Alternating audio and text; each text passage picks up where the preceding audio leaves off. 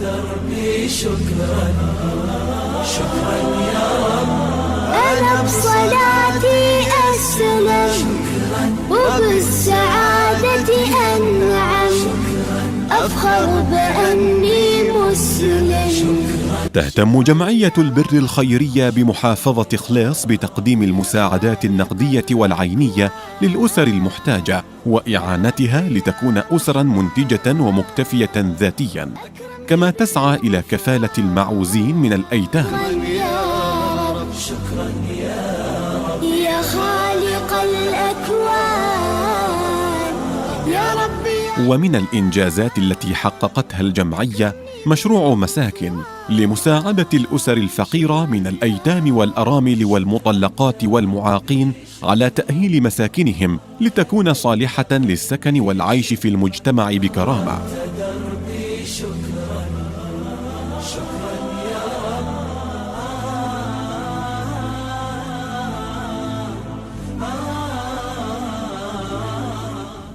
كما تم إطلاق مشروع أسر مطمئنة، وهي بطاقات شرائية شهرية لإطعام الأرملة واليتيم والمسكين لشراء احتياجاتهم الغذائية من الأصناف الرئيسية.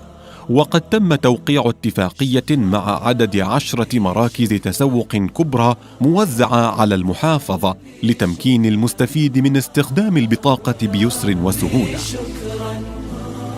هديت قلبي شكرا نورت دربي شكرا شكرا يا رب. نور يا ربي دربي شكرا واستر يا ربي عيبي شكرا يا ربي شكرا. كما قامت الجمعية ببناء العديد من الأوقاف الخيرية حرصاً منها لتوفير عائد استثماري يساهم في النهضة بمشروعاتها المتنوعة. وقف الدف 1.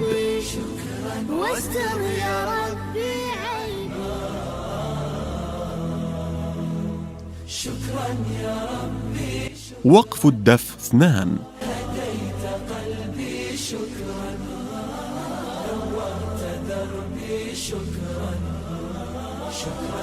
وقف غران. يا ربي دربي شكرا واستر يا ربي عيبي شكرا يا ربي شكرا. وقف الفيصلية. هديت قلبي شكرا نورت دربي. وقد تبنت الجمعية لهذا العام دعم الأسر الكبيرة الفقيرة، فقليل دائم خير من كثير منقطع.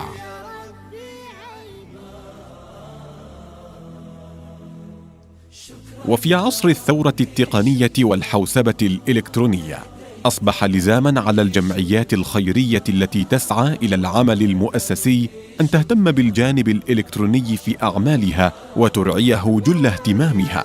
ومن هذا المنطلق نشأت فكرة إعداد برنامج يقوم بتنظيم أعمال الجمعية.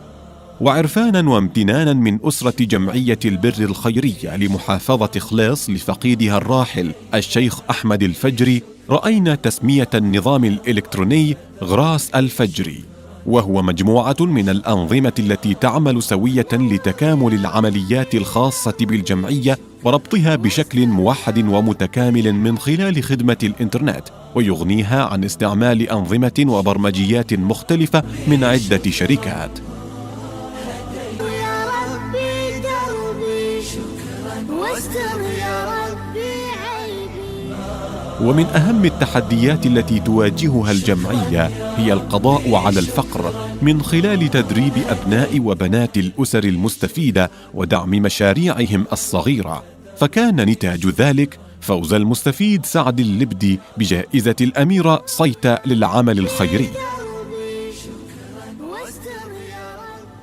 حصول 3 مشاريع نسائية من الأسر المنتجة على دعم مالي غير مسترد من برنامج جدوى مقدم. نور يا ربي دربي شكرا واستر يا ربي عيبي شكرا يا ربي شكرا. هديت قلبي شكرا نورت دربي شكرا شكرا يا رب نور يا ربي دربي شكرا واستر يا ربي عيبي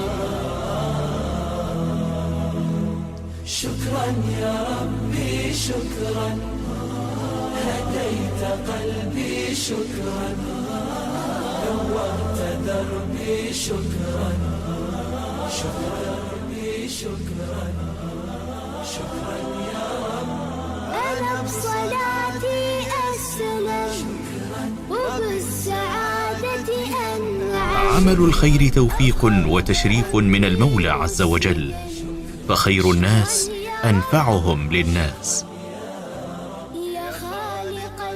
عملنا طبعا نرى أن أفضل آلية هي أن نشترك مع جهة قائمة أو جهة متخصصة ندعم بعض في إنجاح المشروع. اخترنا لهذا المشروع جمعية البر في خليص. أنا شخصيا عندي عمل مشترك مع جمعية البر في خليص من عدة سنوات. أشوف أن جمعية منظمة، جمعية مرتبة، جمعية عندها رؤى وعندها قدرات في الحقيقة. واتفقنا مع بعض على أن نقوم بهذا العمل المشترك. جمعية البر توفر الأرض وتوفر البنات اللي هيشتغلوا في الجمعية وتشرف عليها. احنا نبني نوفر المبنى، نوفر المعدات وننفذ البرامج. جمعية البر عندها قدرة أن تختار الناس اللي هم بحاجة للعمل، احنا حناخذ. ومن هذا المنطلق سعت جمعية البر الخيرية بمحافظة خليص إلى بناء شراكات مجتمعية فاعلة تتيح تقديم خدمات متميزة تلبي احتياجات المستفيدين وتعمل من خلال منظومة متكاملة من الكوادر المؤهلة والتقنيات المتقدمة. شكرا نورت دربي شكرا شكرا يا رب